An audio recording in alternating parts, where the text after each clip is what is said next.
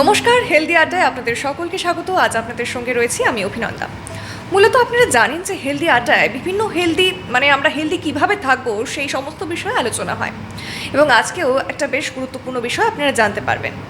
দেখুন, এখনকার সময় আপনারা জানেন যে চিকিৎসা মাধ্যম কতটা উন্নত হয়েছে, চিকিৎসা প্রদান ব্যবস্থা, এবং সেখানে সেই জায়গায় দাঁড়িয়ে মডার্ন ট্রিটমেন্ট যেটা চলছে এই মুহূর্তে, পাশাপাশি যে সমস্ত টেস্ট আমরা করাই, ডক্টরের কাছে যাই এবং তিনি যে সমস্ত টেস্ট আমাদের দেন নিজেদের শরীরের সমস্যা দেখে বুঝে, এবং সেখানে একাধিক মডার্ন বিষয় কিন্তু সামনে এসেছে। মানে ধরুন, কোনো শরীরের ভেতরের সমস্যা, সেটা বাইরে থেকে সেই টেস্টের মাধ্যমে কি করে জানা যাবে, মানে শরীরের ভেতরের ছবি কিভাবে বাইরে থেকে সেটা নেওয়া যাবে। তো আজকে মোটামুটি এই বিষয়ে কথা বলবো। আজ আমাদের টপিক রয়েছে মডার্ন রেডিওলজি, এবং আজকে এই বিষয়ে আরও বিস্তারিতভাবে আমাদের যিনি জানাবেন ডক্টর রক্তিম মুখার্জি, রেডিওলজিস্ট। ডক্টরকে অনেক অনেক স্বাগত। এমনকি আপনার ব্যাপারে এটাও শুনেছি যে রিনাউন্ড ডক্টর সুকুমার মুখার্জি তিনিও আপনার রিপোর্ট পছন্দ করেন। হ্যাঁ, তো আলোচনায় আসি। তো আজকে যে বিষয়টিকে আমরা বেছে নিয়েছি আলোচনা করব বলে, মডার্ন রেডিওলজি, প্রথমে এই বিষয়টা কি আমি চাই দর্শকদের এটা একটু বুঝিয়ে বলুন আপনি। আমরা যদি বাংলায় বলি, রেডিওলজি মানে হচ্ছে ছবি তোলা। আমরা রেডিওলজিস্টরা এক ধরনের বলতে পারেন, এক ধরনের ফটোগ্রাফারই বলতে পারেন। আমরা ছবি তুলি, সেটা সোনোগ্রাফির মাধ্যমেই হোক। ছবির তোলার কাজটা মডার্ন ইমেজিংয়ের ক্ষেত্রে মেশিনটাই করে, সিটি স্ক্যান হোক বা এমআরআই হোক। সেই ছবিগুলো কিভাবে তুলতে হবে তা নির্ধারণ করে টেকনিশিয়ান, কারণ রেডিওলজিতে টেকনিশিয়ানের ভূমিকাও খুবই গুরুত্বপূর্ণ, সিটি স্ক্যান আর এমআরআই পার্টিকুলারলি। তো তারা নির্ধারণ করে। এবার সেই ছবি তোলার পর, ছবি আসার পরে ভেতরের কি অবস্থা, সেটা আমরা তখন তার বিবরণটা দিই, যেটাকে আমরা রিপোর্টিং বলি। তো সেই ছবি তোলা বেসিক মোডালিটি শুরু থেকে এক্স রে, যেটাতে ওটা একটি রেডিয়েশন মোডালিটি, ওতে রেডিয়েশন ইউজ করা হয়। প্রিমিটিভ মোডালিটি সবচেয়ে আগের রেডিওলজিক্যাল মোডালিটি, সেটা দিয়ে শুরু হোক ছবি তোলা, সেই ছবির রিপোর্টিং হওয়া, সেটা আমাদের হাতে। সেখানে এক্স রেতেও টেকনিশিয়ানের একটা ভূমিকা, কারণ এক্স রে যারা করেন তারাও রেডিওলজি টেকনিশিয়ান। আমাদের কাজটা শুধু রিপোর্টিং। তাহলে আধুনিক চিকিৎসা ক্ষেত্রে এই রেডিওলজি কতটা গুরুত্বপূর্ণ ভূমিকা পালন করে? ভীষণ গুরুত্বপূর্ণ, কোথায় নেই গুরুত্ব, সব জায়গাতেই। পেশেন্টের শুরুটা হয়তো ডায়াগনোসিস থেকে। আপনি যদি রোগটাই না ধরতে পারেন, তাহলে ট্রিটমেন্টটা হবে কোথা থেকে? এছাড়াও যেটা বড় ইম্পর্টেন্ট জিনিস, সেটা হলো যে আপনি মেডিকো লিগালি কোনো ডাক্তারই চান না তার রোগীর সম্পর্কে পুরোটা নিশ্চিত হয়ে ট্রিটমেন্টটা শুরু করতে। তো তার রাস্তা তো একমাত্র ইনভেস্টিগেশন বা এই যে পরীক্ষা নিরীক্ষার মাধ্যমেই সম্ভব। রেডিওলজি আমরা সেই দিকটাই দেখিয়ে দিই। এটা রিপোর্টিং আমরা কি পেয়েছি। হ্যাঁ, হয়তো অনেক ক্ষেত্রে আমাদের যেটা ডায়াগনোসিস বা আমাদের যে রোগ নির্ণয়, সেটা হয়তো একটু এদিক ওদিক হয়, কিন্তু কাছাকাছি আমরা আরও কিছু পসিবিলিটি বা সম্ভাবনা বলে দিই।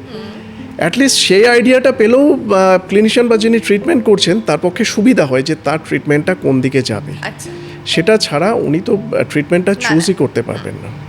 আচ্ছা, সেক্ষেত্রে X ray, CT scan, MRI, এই তিনটের মধ্যে পার্থক্যটা কি? বেসিক পার্থক্য আয়োনাইজিং, মানে রেডিয়েটিং মডালিটি, নন রেডিয়েটিং। সিটি স্ক্যান আর এক্স রে, এগুলোতে আমাদের রেডিয়েশন হ্যাজার্ডটা থাকে, যেটা রেডিয়েশন ইউজ করা হয়। একটা টিউব বলে একটা এক্স রে সোর্স।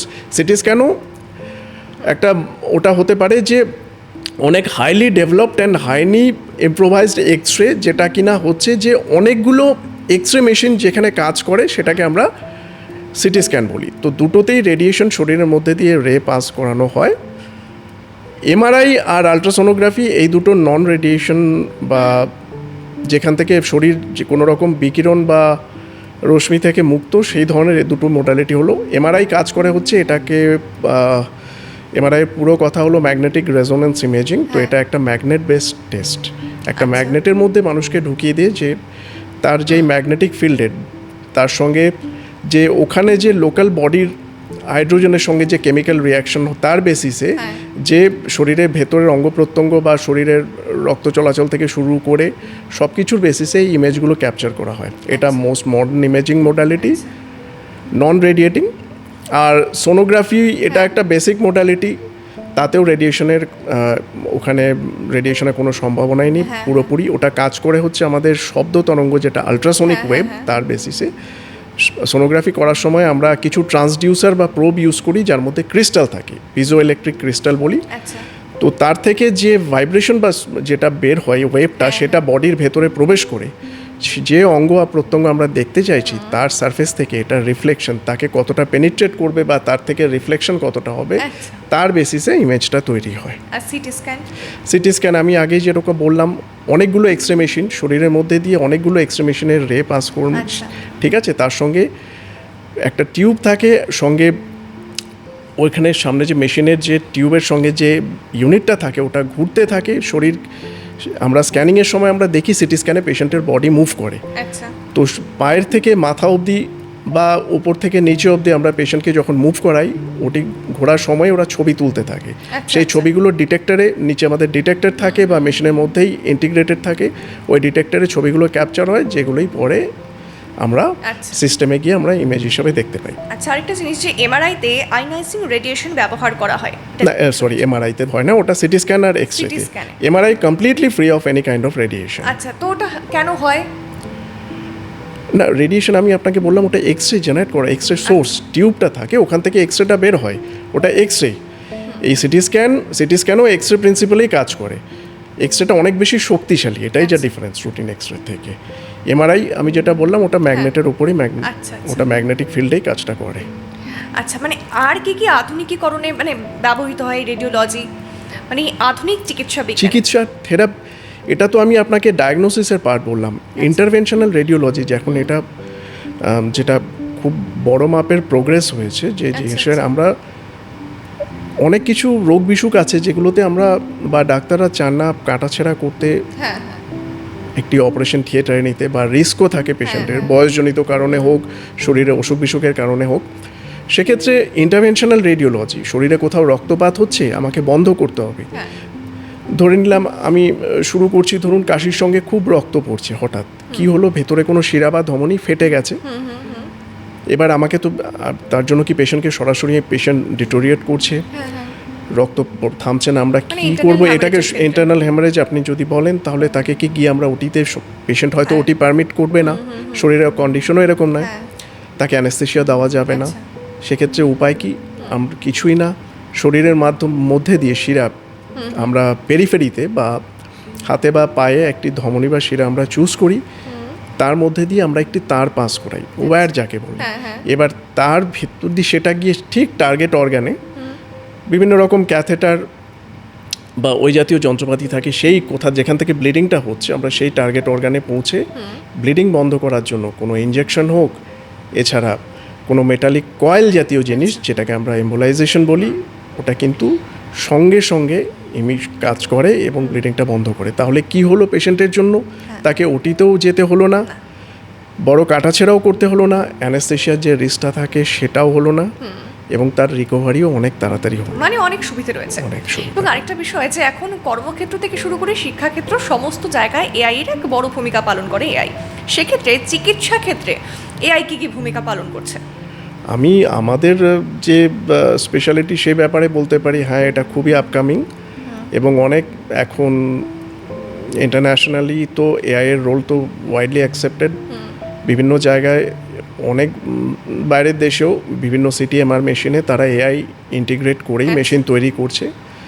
সেক্ষেত্রে কি হচ্ছে, আমাদের সুবিধাটা যেটা হচ্ছে, হিউম্যান লোডটা, আমাদের যে কাজের যে চাপটা, এটা কিছুটা হলেও কমে। হ্যাঁ, ধরুন যেখানে প্রচুর পেশেন্ট তাদের স্ক্যান করতে হচ্ছে বা রিপোর্টিং করতে হচ্ছে, এআই যদি কিছুটা পার্ট নিয়ে নেয় সেক্ষেত্রে কিন্তু সুবিধাই হয়। হ্যাঁ, আপনি যদি এর অন্য একটা দিকও আছে, রেডিওলজি যেহেতু একটি আমাদের যারা চিকিৎসা করছেন তাদের একটি ডেফিনেটিভ ডায়াগনোসিস দিতে হয়, যার বেসিসে তারা ট্রিটমেন্টটা শুরু করবেন, এবং এর সঙ্গে কিন্তু আইনি দিকটাও কিন্তু খুব ভীষণ অঙ্গাঙ্গিভাবে জড়িত। কীরকম, আমার ডায়াগনোসিসে যদি ভুল হয়, পেশেন্টের ট্রিটমেন্টটাও কিন্তু ভুল দিকে যাবে। ঠিক আছে, তো সেক্ষেত্রে যে আইনি জটিলতা, পেশেন্টের যদি তাতে কোনো ক্ষতি হয়, সেক্ষেত্রে আইনি জটিলতা ডাক্তারের জন্য, যিনি ট্রিটমেন্ট করছেন তার জন্য তৈরি হতে পারে। এবং যে রেডিওলজিস্ট যিনি রিপোর্ট করেছেন, এবার তো তার রিপোর্টের বেসিসে উনি ট্রিটমেন্টটা শুরু করেছেন, তো তিনিও কিন্তু আইনের দিক থেকে পুরোপুরি ফ্রি নন। তো এই মেডিকো লিগাল অসুবিধাও আছে। এবার হচ্ছে আপনি যদি ধরেন যে এআই দিয়ে আমরা রিপোর্ট করে নেব, আর্টিফিশিয়াল ইন্টেলিজেন্স, সেটা তো আর মানুষ রিপোর্টিং করছে না, সেটি বাংলা কথায় বললে একটি রোবট বা কম্পিউটার রিপোর্ট করছে। এবার তাকে কিছু ডেটা ফিড করানো আছে, সে ওই প্যাটার্ন হিসাবেই ডায়াগনোসিসটা দিচ্ছে। সেটা সব ক্ষেত্রে যে সঠিক হবে তারও কিন্তু কোনো মানে নেই। সেটা ভেরিফাই করার প্রয়োজন আছে, এবং যদি তাতে কোনো আইনি জটিলতার সৃষ্টি হয়, হলো না পেশেন্টের, সেই রিপোর্টের ভিত্তিতে ট্রিটমেন্ট করে যদি কিছু সমস্যা হয়, সেটা তাকে আপনি কাকে দায়ী করবেন? কোনো রোবট বা মেশিনকে তো দায়ী করতে পারেন না। সত্যি মানে আরও একাধিক অনেক কিছুই জানার আছে, তবে যতটা জানলাম হয়তো এতটা স্যার না থাকলে অবশ্যই জানা সম্ভব ছিল না। আর আজকে একদম সময় নেই, তাই হেলদি আড্ডা এখানেই শেষ করছি। পরবর্তী সমস্ত এপিসোডের জন্য চোখ রাখুন সিটিভিএনের পর্দায়। নমস্কার, ধন্যবাদ স্যার। নমস্কার।